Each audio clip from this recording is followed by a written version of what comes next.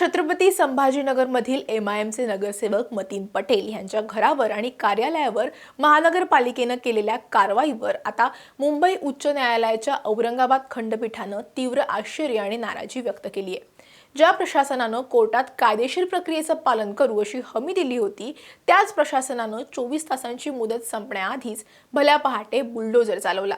त्यामुळे कोर्टाने थेट मनपाने एवढी घाई का केली असा जाब विचारलाय। आजच्या या व्हिडिओमध्ये आपण पाहणार आहोत की मनपाच्या या कारवाईवर हायकोर्टाने का आणि नेमके काय ताशेरे ओढलेत ते। नमस्कार, मी कोमल आचरेकर आणि तुम्ही पाहत आहात महाराष्ट्र टाइम्स ऑनलाइन। या व्हिडिओला सुरुवात करण्यापूर्वी एक महत्त्वाची आठवण, महाराष्ट्र टाइम्सचे YouTube चॅनल अजूनही सबस्क्राइब केलं नसेल तर ते तुम्ही लगेच करा।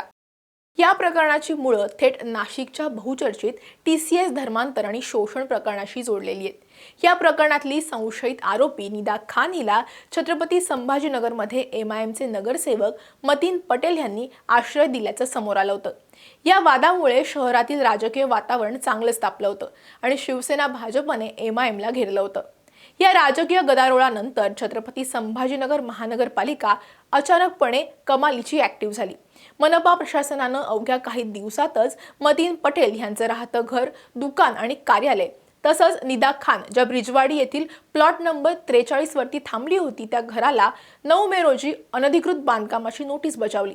आता इथे तारखांचा आणि वेळेचा खेळ समजून घेणं खूप गरजेचं आहे। 9 मे रोजी शनिवारी मनपानं नोटीस बजावली। दुसऱ्या दिवशी म्हणजे 10 मे रोजी रविवार होता आणि त्यावेळी शासकीय सुट्टी देखील होती। त्यामुळे मतीन पटेल यांनी 11 मे रोजी महानगरपालिकेला लेखी पत्र देऊन बाजू मांडण्यासाठी आणि कागदपत्र गोळा करण्यासाठी 15 दिवसांची मुदत मागितली होती। मात्र मनपाची घाई पाहता मतीन पटेल यांनी तातडीने मुंबई उच्च न्यायालयाच्या औरंगाबाद खंडपीठात धाव घेतली आणि 2 स्वतंत्र याचिका दाखल केल्या। याच वेळी ब्रिजवाडी येथील मालमत्ताधारक असलेले हनीफ खान, सय्यद खान आणि सय्यद सरवर यांनीही तिसरी याचिका दाखल केली होती। त्यांचं म्हणणं होतं की त्यांनी ही मालमत्ता नुकतीच मार्च 2026 मध्ये खरेदी केली होती। घरात अद्याप काम सुरू असल्यामुळे तिथे राहायला ते आले नव्हते।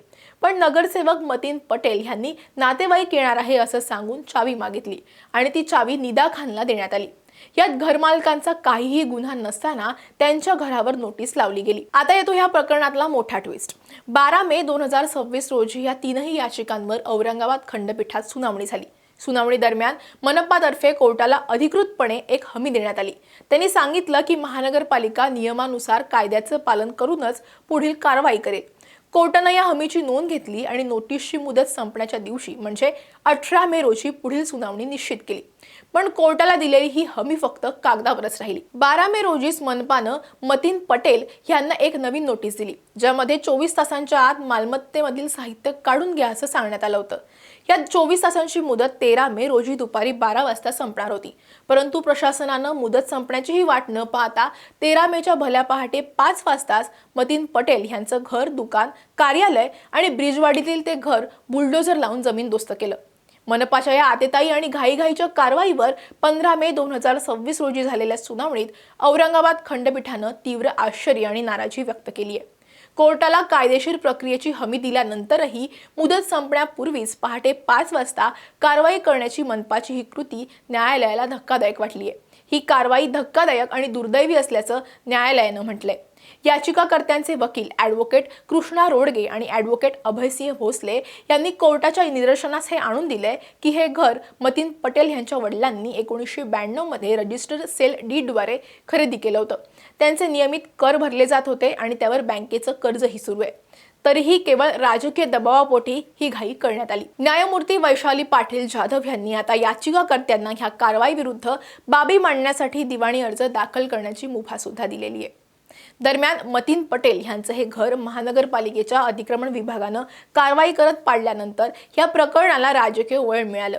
एमआयएमचे नेते इम्तियाज जलील यांनी आरोप केला होता की भाजपचे नगरसेवक गणेश नावंदर आणि विश्वनाथ स्वामी यांनी देखील अनधिकृत बांधकाम केलंय आणि याबाबतची माहिती त्यांनी मनपा आयुक्तांना सुद्धा दिली आहे। जशी आमच्या नगरसेवकाच्या घर आणि कार्यालयावर कारवाई करण्यात आली, तशीच कारवाई ह्या सत्ताधारी नगरसेवकांवर करणार का असा प्रश्न जलील यांनी विचारला होता आणि त्यांच्या घरावर सुद्धा कारवाई करण्याची मागणी केली होती।